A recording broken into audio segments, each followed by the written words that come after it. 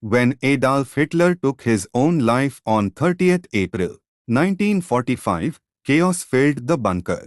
No one knew what would happen next. Outside, Berlin was burning.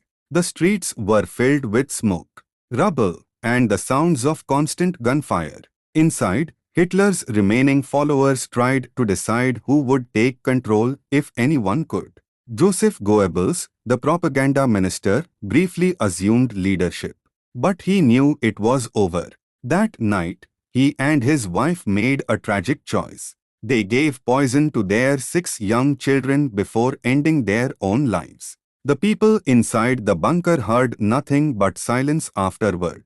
By 1st May 1945, only a few German officers remained underground. They knew the Soviet Red Army was only hours away. Some tried to escape through tunnels and side streets. Most were captured or killed. Others surrendered, hoping for mercy from the advancing soldiers. On 2nd May, the Battle of Berlin officially ended. A white flag of surrender appeared above the city. The once mighty capital of the Third Reich had fallen.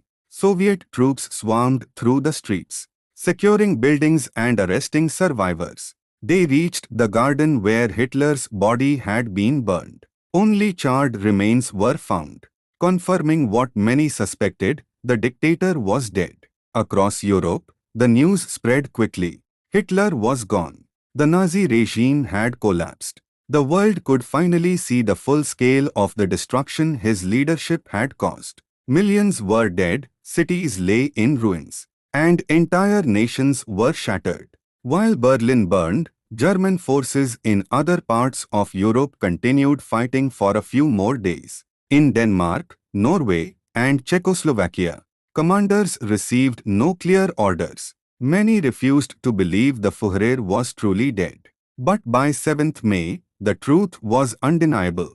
At Allied headquarters in Reims, France, General Alfred Jodl signed the unconditional surrender of all German forces. The next day, 8th May 1945, was declared Victory in Europe Day, V-Day. Across London, Paris, and New York, people filled the streets in celebration. Church bells rang.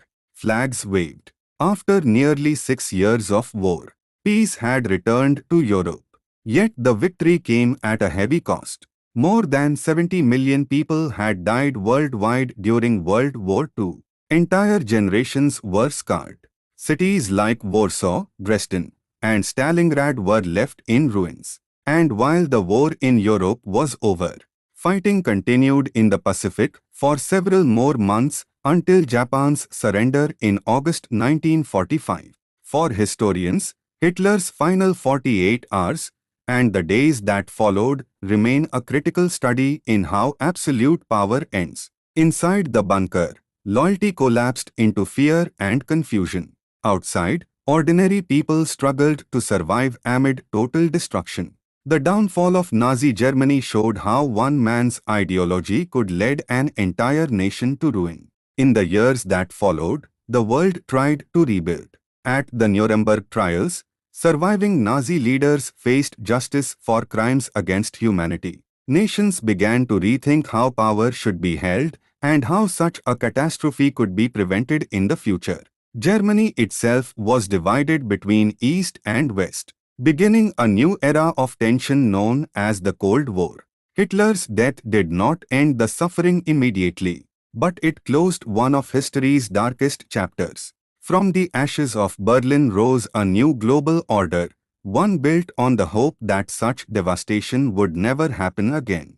His final days remind us of the danger of unchecked power, blind loyalty, and the human cost of war. The fall of Berlin was not just the end of a war, it was the beginning of a lesson the world continues to learn. A lesson about leadership, consequence, and the resilience of those who survived. A moment when humanity, standing amid ruins, began to rebuild itself one life, one city, and one hope at a time.